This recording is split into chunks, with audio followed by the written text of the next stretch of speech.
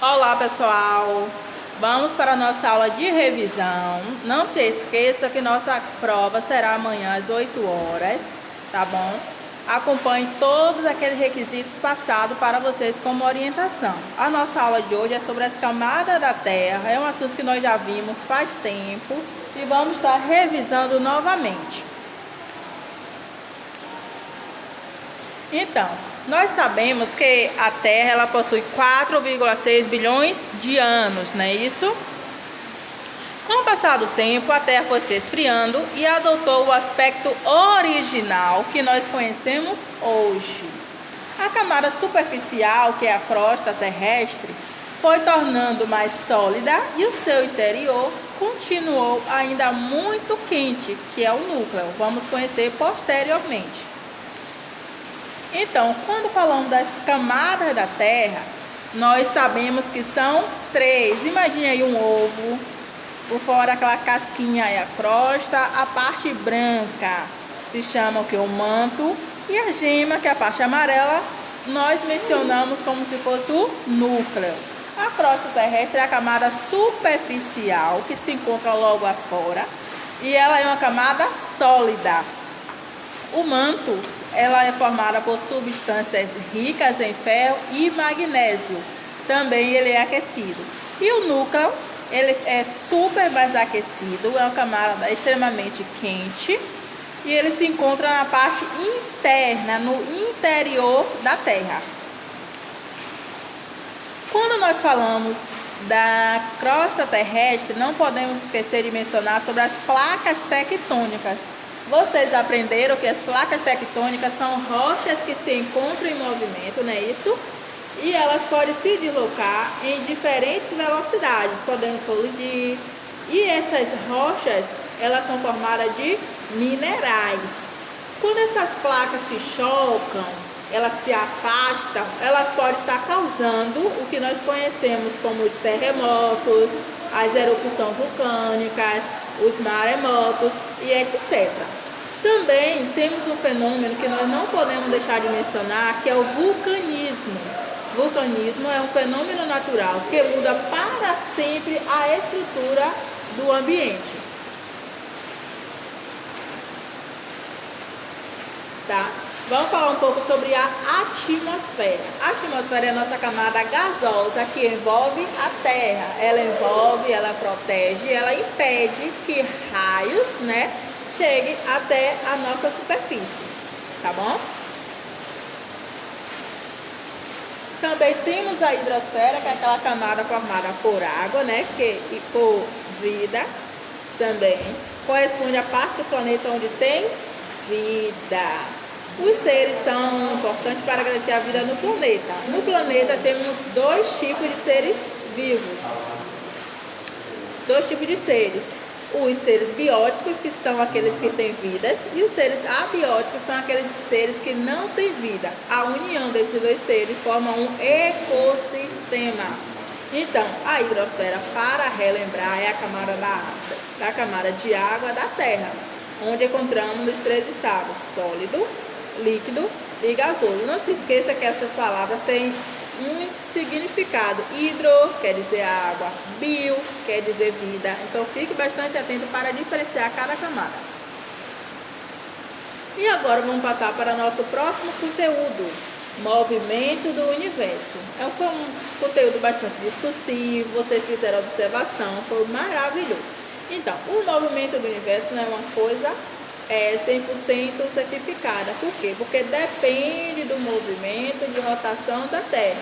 A sombra que você visualizou hoje, meio-dia, se você ficar no mesmo lugar, você à tarde vai saber que ela não vai estar mais na mesma posição, porque tudo isso depende do movimento do universo. E esse movimento se dá por 2 movimentos, que são o movimento de rotação e o movimento de translação. Nós conhecemos o movimento de rotação, aquele que origina os dias e as noites, isso que tem uma duração de 24 horas.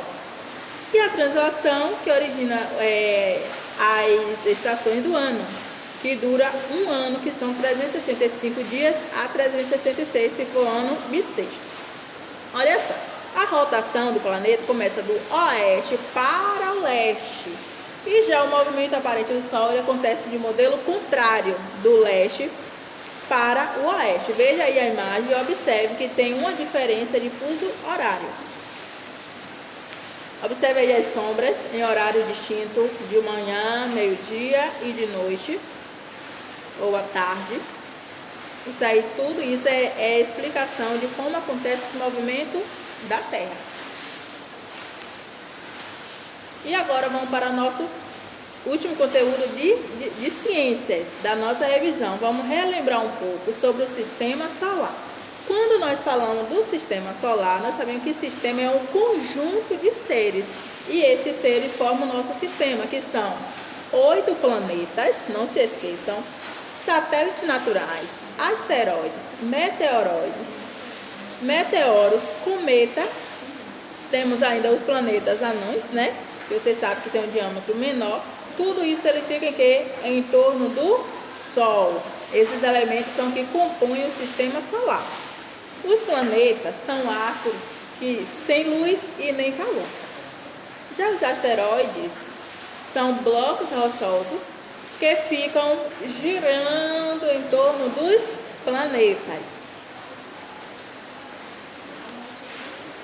Então vamos ver outros componentes da formação dos planetas, que são os meteoros, os cometas, tá? Então, os meteoros são fragmentos de rocha formados a partir de cometas e meteoroides. E asteroides são que ainda menores. Os cometas são astros que se aproximam da Terra composto por líquido. Ele possui uma cauda. E o sistema solar, segundo a teoria, ele surgiu a partir de grandes nuvens de poeira e gás que se compactaram, girando cada vez mais, dando origem aos planetas. Pronto? Então aqui ficamos com a revisão de ciências. Vamos passar para a nossa próxima revisão, que será agora de história. História nós tivemos conteúdo de sociedade. O que é uma sociedade? Como ela se formou? Nós sabemos que há 5 milhões de anos atrás, lá antes de Cristo, as pessoas elas eram o quê? Nômades. Eram pessoas que não tinham moradia fixa e não conheciam nem a escrita e nem a leitura.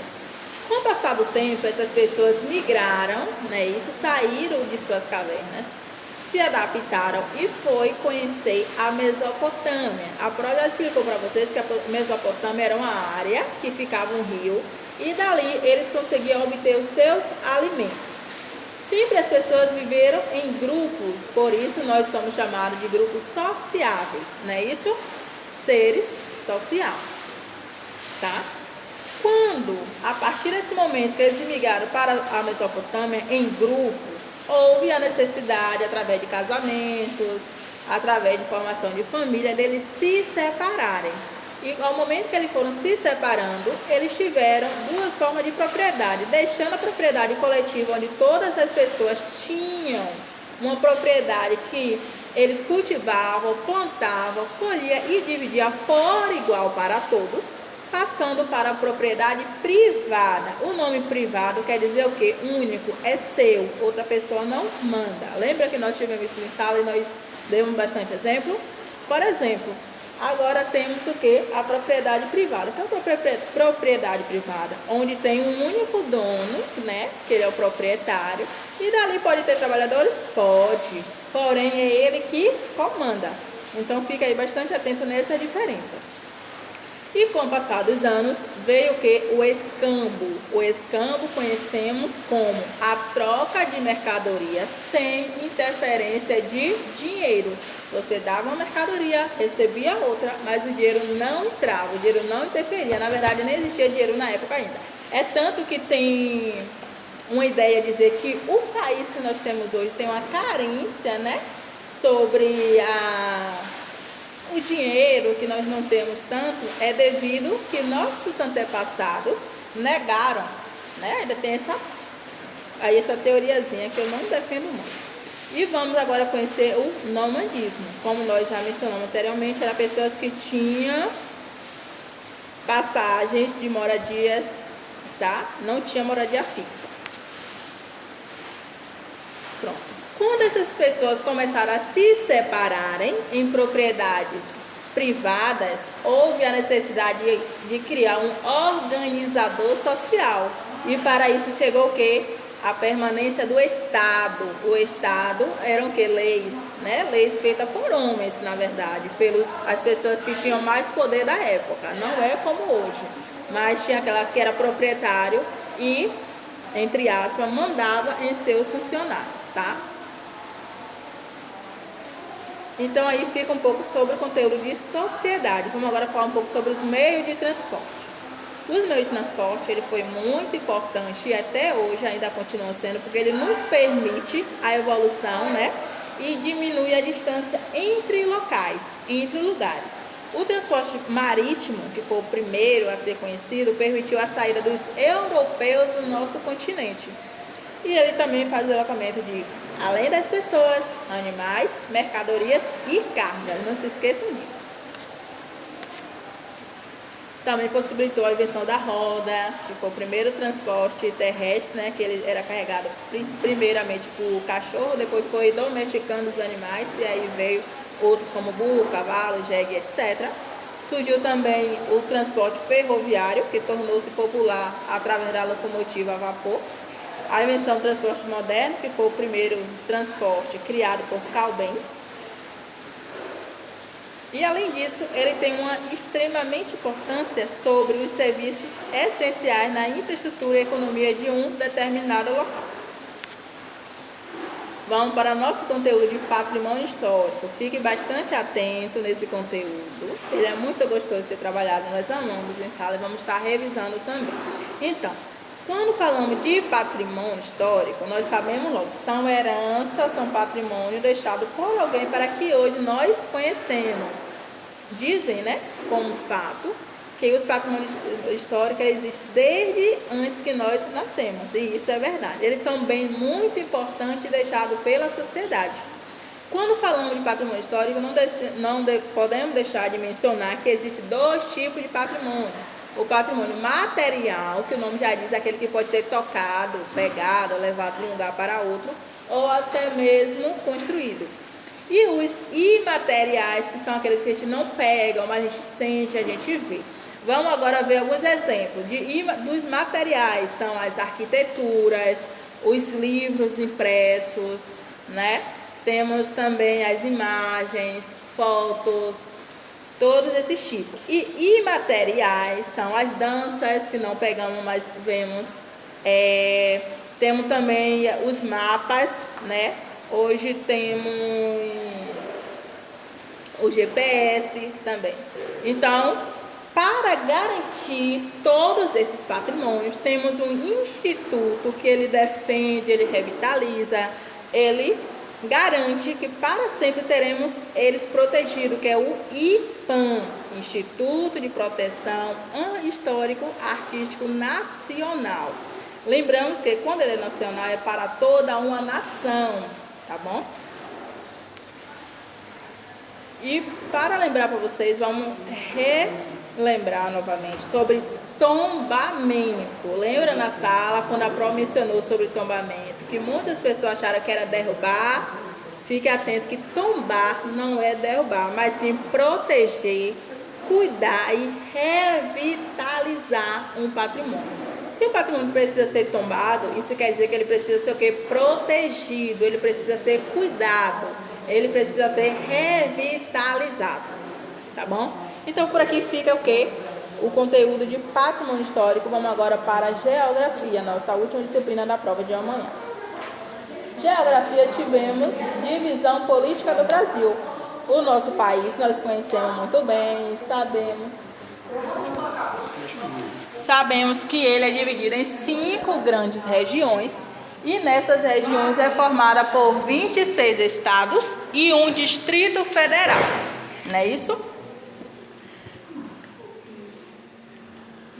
O IBGE, que é o Instituto Brasileiro de Geografia e Estatística, ele para administrar o Brasil, foi necessário que ele conhecesse, ele fizesse cálculos, né? E criou uma estatística como administrar. Para isso, ele percebeu que seria necessário alguns elementos, como saber o tipo de economia, o tipo das atividades, né, agrícolas, atividades econômicas, o clima, a vegetação de cada um desses estados. É tanto que tem estado que nem a região Nordeste tem 9, tem outros que tem 7, a região Sul, outros tem 3, 4, por exemplo, entendeu? Vamos falar agora sobre a capital. Todo estado tem a sua capital e nós sabemos que a capital é a cidade mais importante de um estado e é nele que fica o quê? O governo estadual, tá bom? O IBGE ele é responsável também para fazer o recenseamento de uma população. Quando nós falamos de recenseamento, nós sabemos que é o quê? A contagem. E essa contagem tem um período para ser feito, de 10 em 10 anos. E assim ele sabe que a cada 20 minutos nasce um bebê em nosso país, tá? Quando falamos da população brasileira, não deixamos de mencionar sobre a natalidade e a mortalidade. Natalidade é você analisar, fazer os cálculos para saber quantas crianças nascem no mundo. É nascer, natalidade. E mortalidade é saber quantos morrem no mundo. Fique atento ao nome. Então, aqui a Pro trouxe para vocês o mapa do Brasil. Observe que toda essa área cinza aqui em cima, meio alaranjado, pertence à região norte. Ela é formada por 7 estados com suas capitais e suas siglas. A área verde é a região nordeste, a nossa região, formada por 9 estados, né? Isso, suas capitais e sua sigla. A área azul, centro-oeste, a sudeste, a área amarela e a última aquizinha, a região sul. Pronto? Então, quando nós estudamos a pirâmide da população brasileira, nós sabemos que no topo encontramos idosos, logo abaixo os adultos e, por fim, encontramos os jovens. Nós sabemos que os jovens de 0 a 19 anos, temos quem? 1/3 da população. Os adultos de 20 a 50 anos é 50% da área central dessa pirâmide, ou seja, a metade. E os idosos que são acima de 60 anos, temos quem? 9%, tá? Que se encontra logo no topo. Quando falamos de população brasileira, não deixamos de mencionar que a população ela se divide em 2 fases. As que se encontram na zona rural, que se chama áreas interioranas, ou as que se encontram na zona urbana. A maior parte da população brasileira reside na zona urbana. Também tivemos um movimento que foi muito importante para fortalecer essa população, que é o êxodo rural. O que é o êxodo rural? É a saída das pessoas do campo para a cidade. E lógico, quando nós saímos de um lugar para outro, nós vamos à busca de melhorias e condições financeiras.